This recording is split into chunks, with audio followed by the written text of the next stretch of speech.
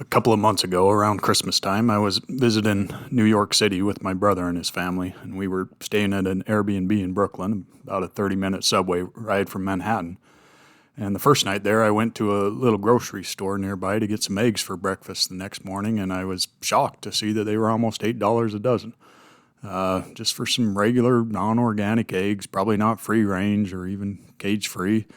And I hadn't bought eggs for a while, so I just assumed that was New York prices, even though we weren't in a super wealthy area, where I thought maybe it could be chalked up to being in a food desert, even though there seemed to be plenty of grocery stores around.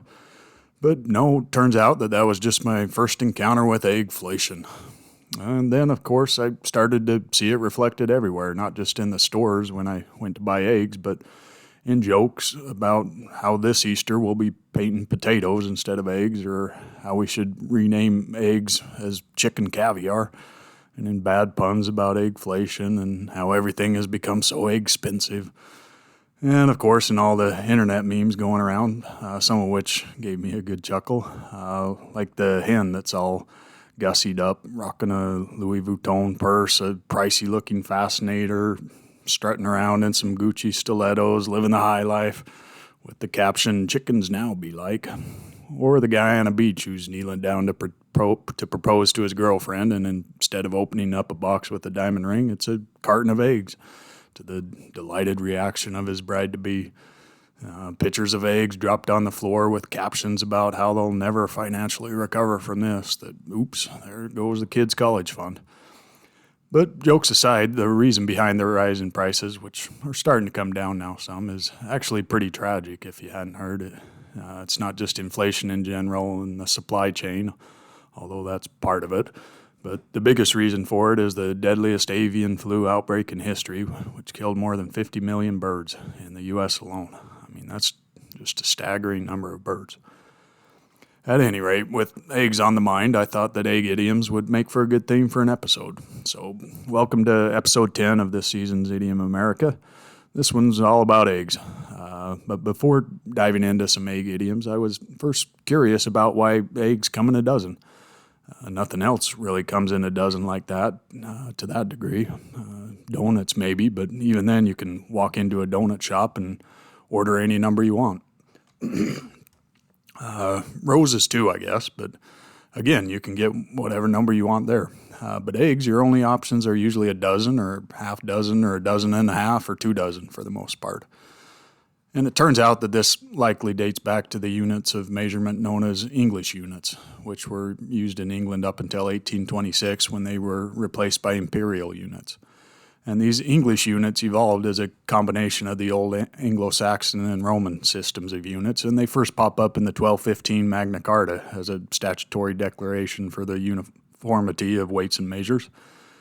And in addition to the measures we're still familiar with today, like inch, foot, yard, fathom, mile, league, acre, teaspoon, tablespoon, pint, quart, gallon, ounce, pound, and ton, they included measurements like a barley corn, which was 1/3 of an inch, poppy seed, which was 1/5 of barley corn, a bovate, which was about 15 acres and equaled the amount of land one ox can plow in 1 year, and a pottle, which was half a gallon or 2 pints.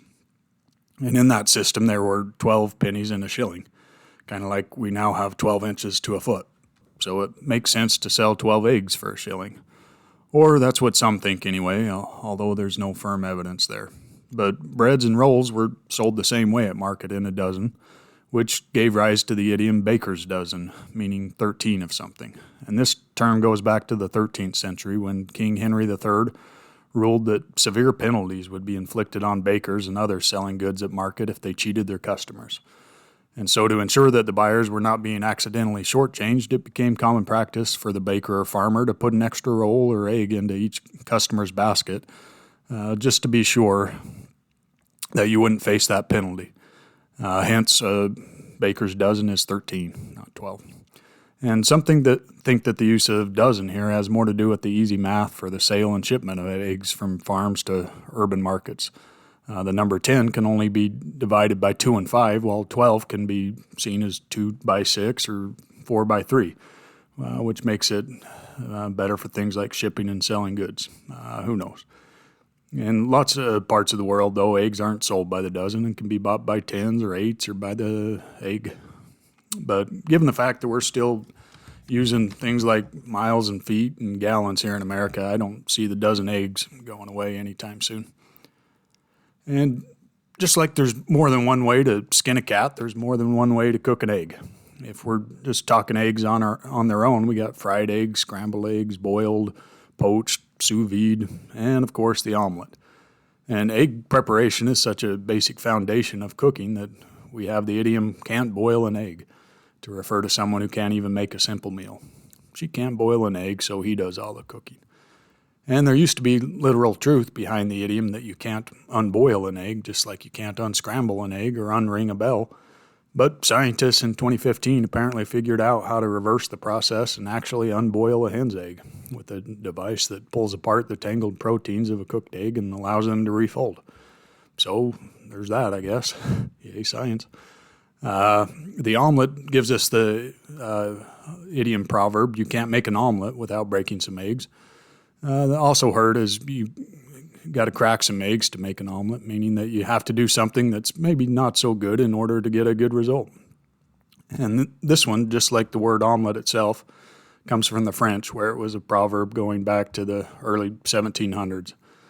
And its first recorded use in English was in 1796 in an Irish monthly that quoted one of the leaders of a royalist counter-revolt during the French Revolution, a general by the name of Francois de Charette.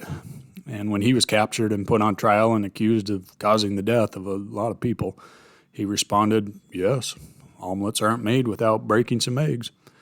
And it's not too shocking, I guess, that he was soon thereafter executed by a firing squad. And this one continued to have grisly associations with bloodshed. An article by the Times of London in 1897 about a grueling march of the British Indian Army to take back the Khyber Pass in Pakistan from local tribes described how many of the support personnel that were brought along to carry stretchers and equipment had been frozen by the cold and terrified by the bullets whistling overhead. And they collapsed and died along the way. And then it went on to callously sum this up. However, omelets can be made without breaking some eggs, and war cannot be waged without losses of this kind occurring. In fact, lots of people on the internet and elsewhere mistakenly attribute this idiom to Lenin or Stalin, which makes sense given that Russia is rather infamous throughout its history for using human wave-style assaults, a barbaric tactic that continues up until today in eastern Ukraine. But even though they might not be on record as using this idiom specifically, it does convey quite well the classic cold-blooded rationalization of self-deluded dictators. Although eggs are great on their own as boiled or in an omelet, they're also used in the kitchen for all kinds of dishes. They can help bind mixers together and are used as the glue for baked goods, meatloafs, casseroles, or they can be used as an emulsifier for things like mayonnaise or hollandaise sauce, or as a leavening agent. Just whip some air into them and use them for lemon meringue pie or angel food cake, or as a tenderizer and moisturizer for baked goods, a thickener for sauces and custards and curds, to coat and seal things like fried chicken, or as a glaze to color and shine, brush some eggs on your pies or buns.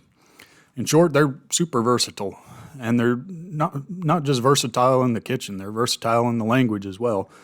And they can even be kind of Janus-faced, which, if you'll recall from last season, is where a word can mean both one thing and that thing's opposite, also called a contronym, like to dust, which can mean to remove dust but also add it, to rent, which can mean to charge money for the use of property but also receive it, to sanction, meaning to disapprove but also approve, to cleave, to split but also to adhere to clip, to attach something but also cut it off, to buckle, to enjoin, to screen. Well, with egg, we can call someone a good egg, but also a bad egg. And calling someone a good egg is kind of a friendly, old-fashioned way of calling somebody a good guy or a kind person. Calling someone a good egg also carries the connotation of saying that person is decent and dependable, trustworthy, not reliable or corrupt.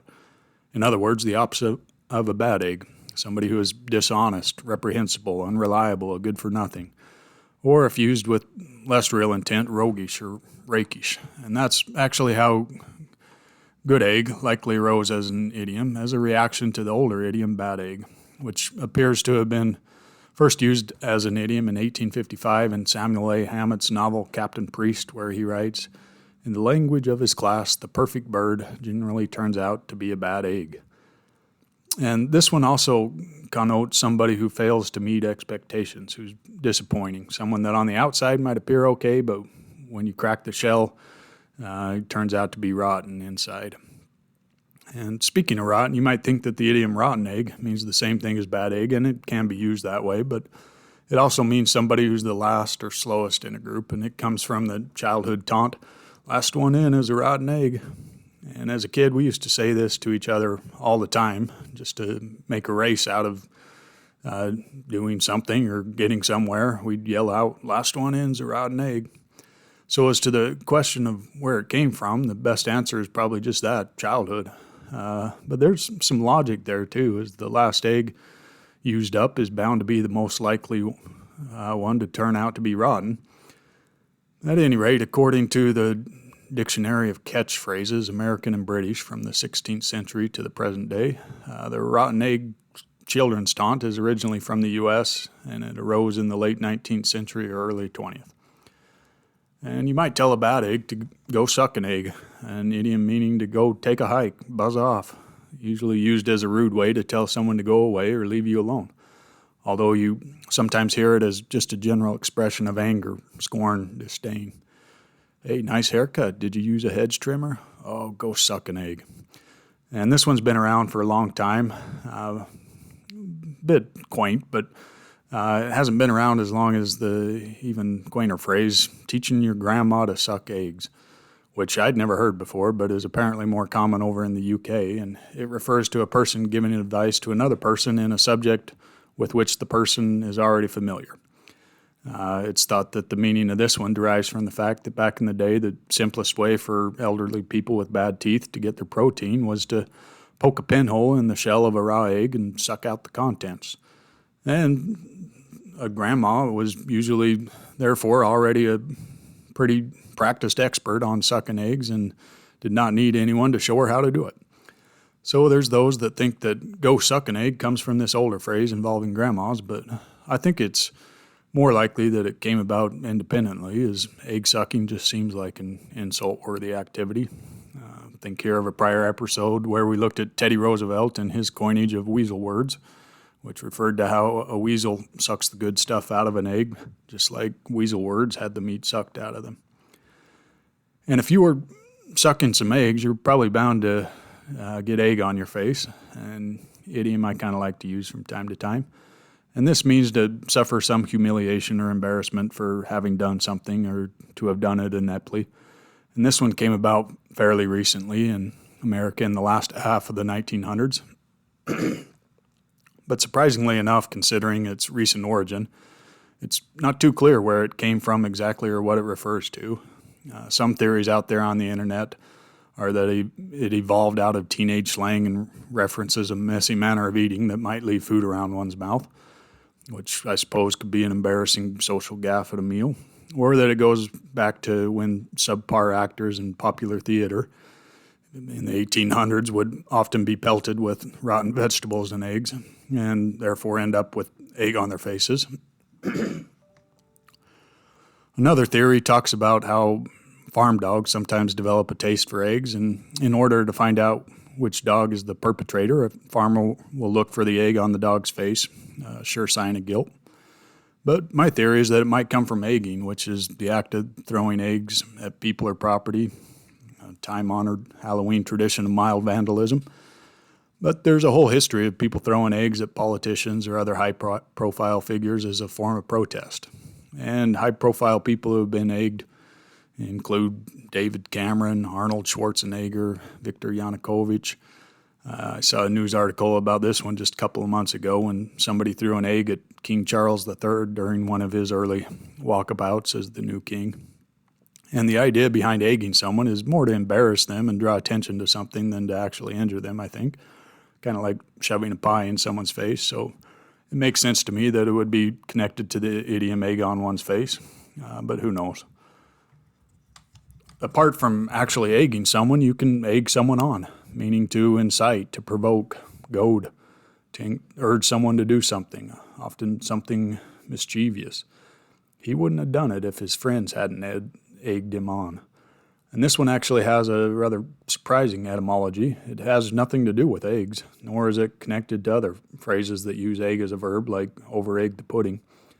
The origin is actually the Old Norse word eggia, to incite, which is related to the Old English for edge, and in particular it described the sharp edge of a sword. So there are those that think that egging somebody on means provoking them by poking them with something sharp.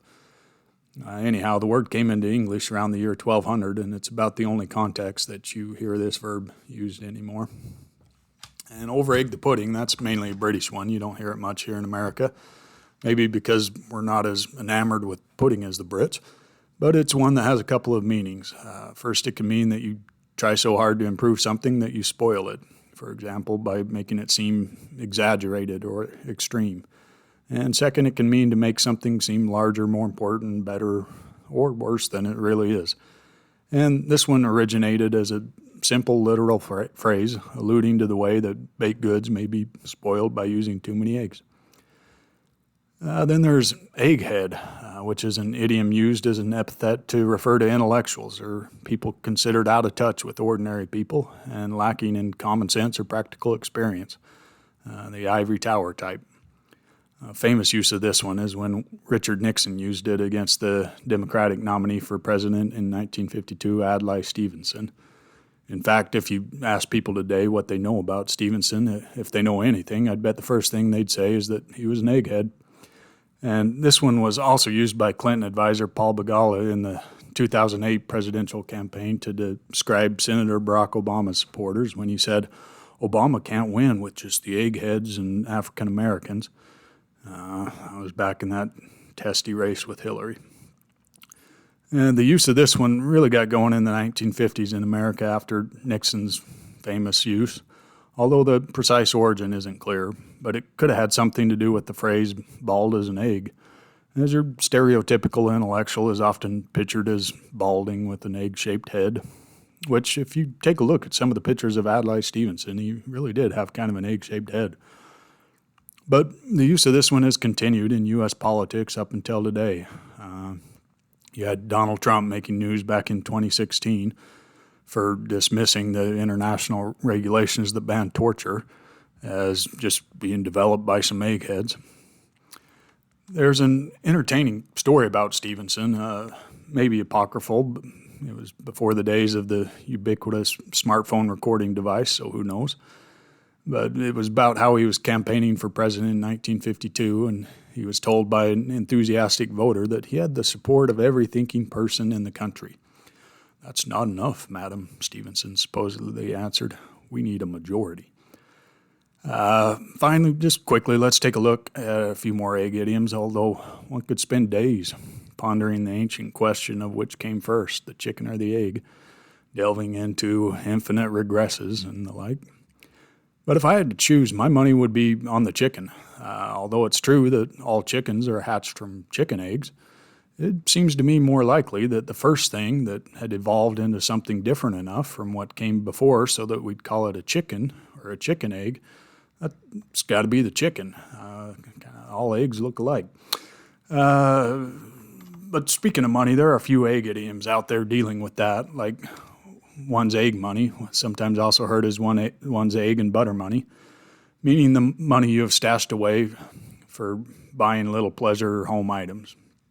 It's kind of an old-fashioned one as it comes from the money that a farm woman earns for selling butter and eggs, something that's not as common these days, obviously. Then there's don't put all your eggs in one basket, which is often used as a bit of financial advice, counseling one to diversify your investments, not putting all your money in one asset or stock, for example. And this one is said to have been first used in the novel Don Quixote, where it was written, "It is the part of a wise man to keep himself today for tomorrow, and not venture all his eggs in one basket."